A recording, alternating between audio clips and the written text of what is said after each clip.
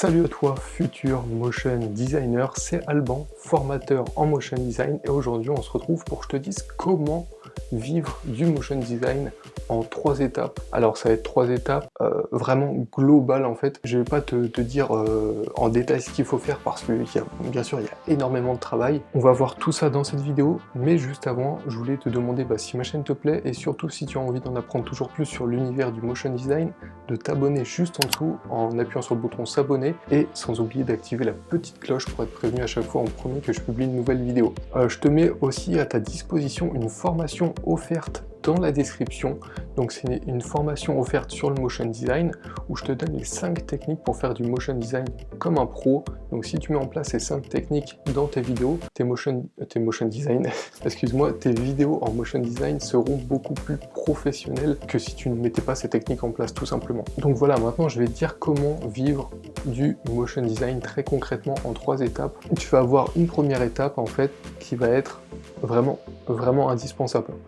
La première étape pour vivre du motion design, c'est bien sûr de faire des vidéos en motion design qui sont professionnelles.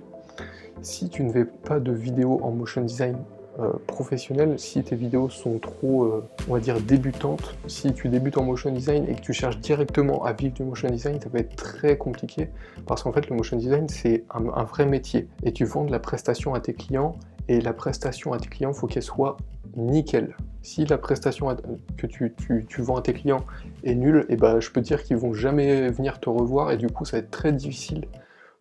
Ça va être très difficile de vivre du motion design si tes vidéos ne sont pas professionnelles. Imagine chez toi, tu demandes à un maçon de refaire ta salle de bain, s'il te fait un travail dégueulasse à faire, tu lui demandes de poser du carrelage et lui il te pose du carrelage en quinconce, tout de travers et tout, ça va être totalement dégueulasse, et tu vas être dégoûté. Et en gros tes clients, si tu leur fais des vidéos de merde, excuse-moi pour le terme, mais si tu leur fais des vidéos de merde, ils seront exactement dans le même état que si il y avait un maçon qui avait saboté leur salle de bain, quoi, tu vois.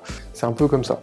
Donc ça c'est la première étape pour vivre du motion design, c'est de savoir faire des vidéos professionnelles, de maîtriser After Effects et Illustrator bien comme il faut et surtout de maîtriser le motion design. Ensuite c'est quoi la deuxième étape, tu vas me dire? La deuxième étape c'est tout simplement d'obtenir des clients. Si t'as pas de clients, t'as pas d'argent qui rentre. Ça c'est logique. On va exclure la partie salariale parce que tu peux aussi devenir motion designer en tant que salarié, mais c'est pas ce que je recommande, on va dire, parce que tu gagnes beaucoup moins qu'un motion designer freelance.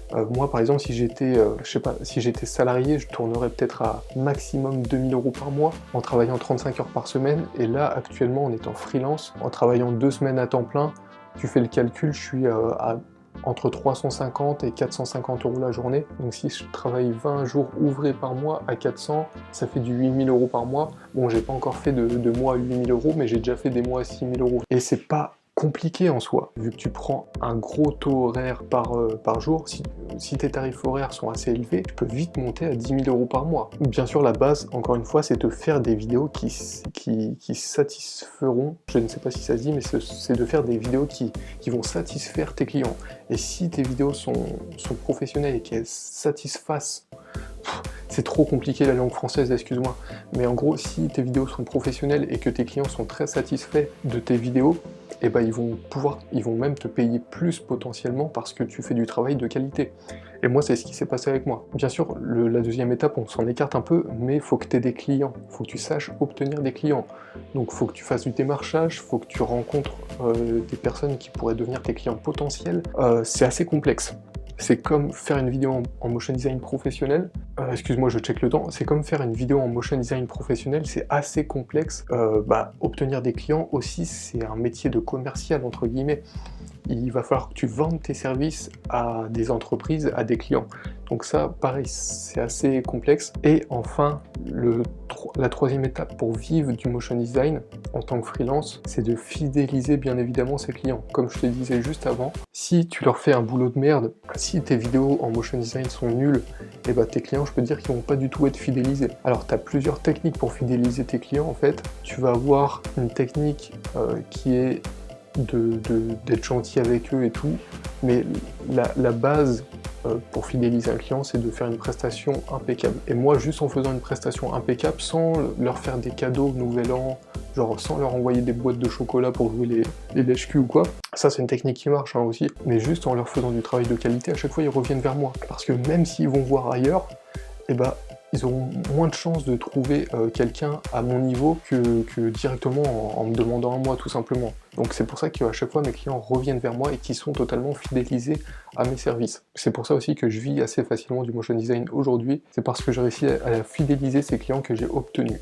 Donc voilà, en gros là tu as les 3 étapes, c'est comme je t'ai dit c'est assez complexe, mais c'est un très beau métier le motion design et surtout quand tu es en freelance, tu es libre de travailler où tu veux et ça c'est génial vu que tu peux faire du télétravail. Par exemple là je suis au bord de la mer, là je vais déménager cet été dans une maison que j'ai achetée plus loin dans les terres à côté de Paris, mais là actuellement je suis dans un appartement où je suis au bord de la mer à 50 mètres de la plage et je travaille avec des clients qui sont en région parisienne, donc ça c'est génial quand t'es freelance, c'est vraiment top. Donc si t'as envie de devenir freelance, je peux te donner un conseil. Si t'as envie d'en savoir plus sur comment devenir motion designer freelance, je vais t'inviter à réserver un appel stratégique. Dans la description, je te mets un lien qui va te rediriger vers une page une page agenda où tu vas pouvoir sélectionner une heure de rendez-vous avec moi. Donc on va parler par téléphone.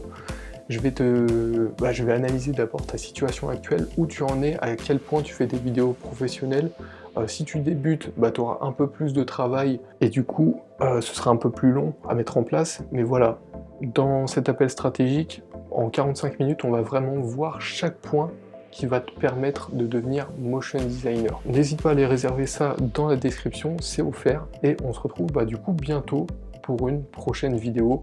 Donc un prochain tuto ou une prochaine vidéo dans ce style-là. Dis-moi si tu aimes et du coup tu peux mettre un pouce bleu juste en dessous, ça me ferait super plaisir et au moins je saurai que ça te plaît ce genre de vidéo. Et on se retrouve bientôt dans une prochaine vidéo sur la chaîne Formation Motion Design. Ciao!